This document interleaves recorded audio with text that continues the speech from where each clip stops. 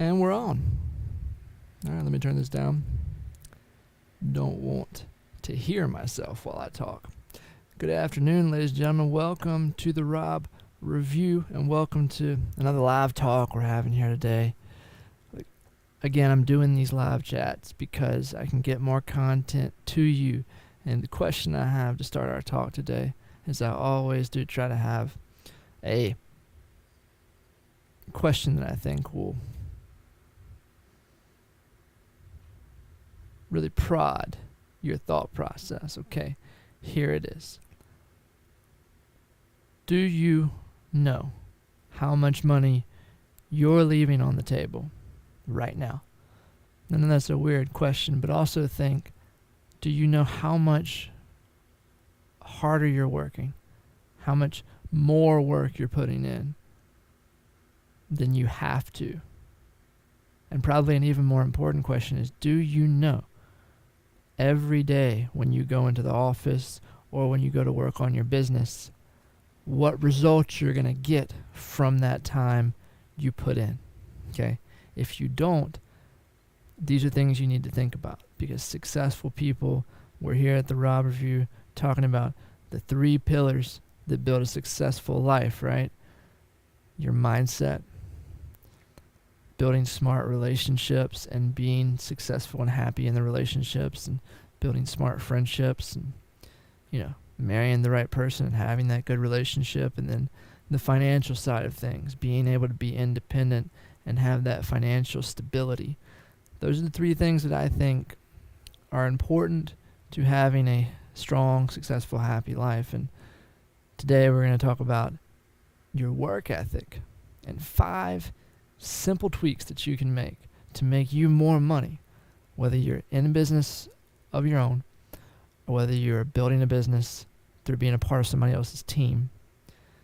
These are universal.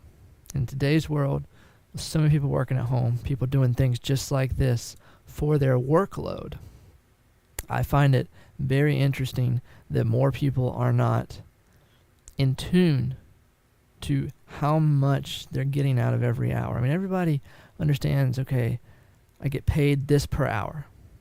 If you're trading your hours for dollars, which, by the way, is no way to get rich. But if your goal is to do that, then it's not just about how many hours you trade for the dollars you make. It's also how can you expand on each minute that you spend working so that you get the most out of your time. And then maybe you spend an hour and 30 minutes working on a project, focused and get it done, but you get paid for the entire day when really you only worked that strategic time and still got your work done. It's not about goofing off. And so the first tweak we're talking about here, very important, is keeping a check on your distractions. All right. Myself, how I came about this, I found myself going throughout my day at the station that I help run, and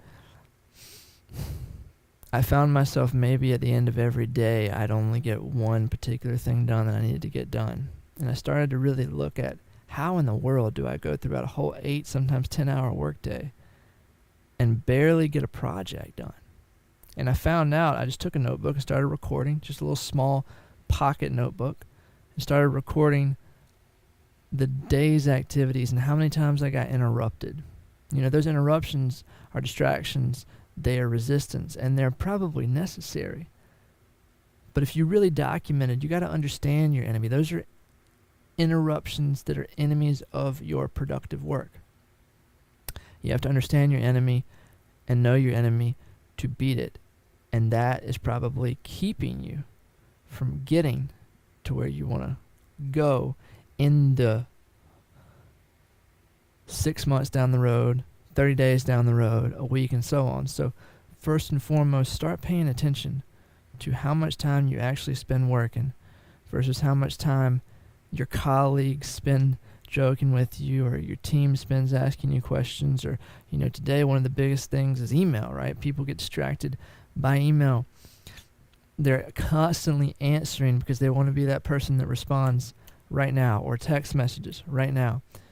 The best way to do that is to do what I'm getting ready to tell you, which is the next week, and After you understand your distractions, start figuring out where you can eliminate them. You got those text messages, you got those emails, you have to respond. How about strategizing a time? I only answer my emails 3 times a day. Is it an inconvenience for some people? Damn right it is. But it's also an inconvenience for me to be dragged into conversations all day and never getting work done from paying customers, okay? Maybe this is a really good one too, okay? Maybe during the day you're only actually getting 2 or 3 hours worth of real work done. Maybe you're only productive half that time. So instead of trying to push out production when you can't, work in short bursts. That's a big tweak for me. Work in short bursts. I learned this one from a really successful mentor of mine who, when he was teaching me the stock market, he said, study it only an hour and 30 minutes at a time, and then take a break and focus on something totally different. If you want to go and do several hour and 30-minute sessions throughout the day, great. But do not push yourself beyond an hour and 30 because you're not going to be focused. And that focused work is much more productive than dilly-dallying, unfocused work. Get my drift? So the same thing can be applied to life outside the stock market. Maybe an hour and 30 minutes of a burst is all you can do with focused work. So schedule that out. And then in between, answer your emails. Go see who needs help. Go see who needs you to make a call. And then go back and hit those books hard. Hit that editing hard. Hit that creativity. And you get those juices flowing like that because what you do is then you train your mind to be prepared to produce when you ask it to, on command, right? Excuse me. So that's 3 things, Understanding your enemy, short burst of work, and then planning out those readily available everyday work distractions so they're not distracting you all day long. Now, we talked about successful people planning, but we didn't talk about the fact that how many of you actually plan what you're going to accomplish this week on Sunday before the week starts. See, if you don't do that, you're not setting yourself up for success. You're setting yourself up to just have the day have its way with you. And that sounds kind of weird to say, but it's true. If you do not go into the day with a plan, you will react rather than be proactive. Okay? So that's a really, really big thing. And not just where you want to be in 30 days, but I've started these live things because I know where I want to be in 6 months from now. And I want to stack the work. Boom, boom, boom, boom, boom.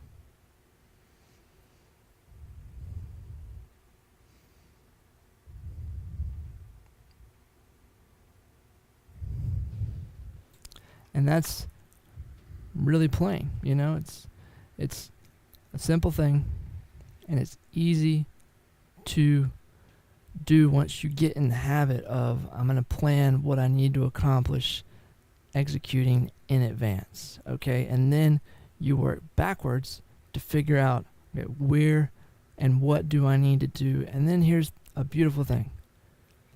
You get to figure out where you want to be, what kind of money you want to make, and you get to know your value.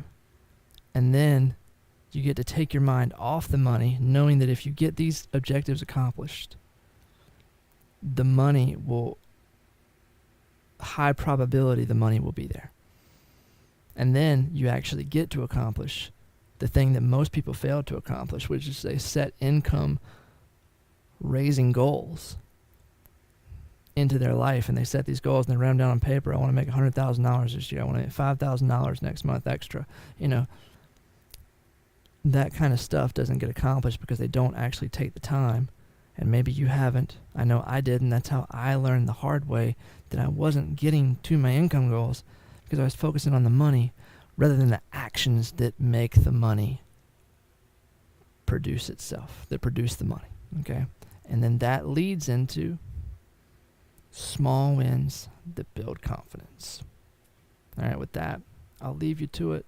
Tomorrow we're going to talk about some great things that I think will help you build up success in your relationship and push past the resistance that's getting in between you building real relationships in life that, as a man, I found I need.